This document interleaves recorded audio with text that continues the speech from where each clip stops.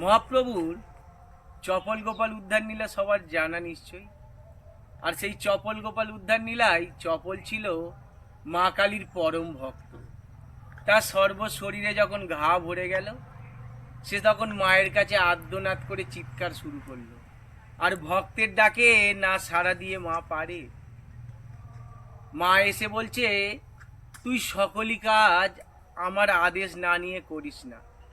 তুই যখন শিবাস অঙ্গনে হরিনাম বন্ধ করতে গেছিলিস, তখন কি আমার কাছে আদেশ নিয়ে গেছিলিস? আমি যে শিবের পত্নী, শিব যে পরম বৈষ্ণব, আর বৈষ্ণবের উপর অত্যাচার অবজ্ঞা আমি সইতে পারি? তুই শিবাসের কাছে গিয়ে ক্ষমা চা, তবেই তুই মুক্তি পেতে পারিস। হরে কৃষ্ণ, হরি বল। থাকবেন, সুস্থ থাকবেন।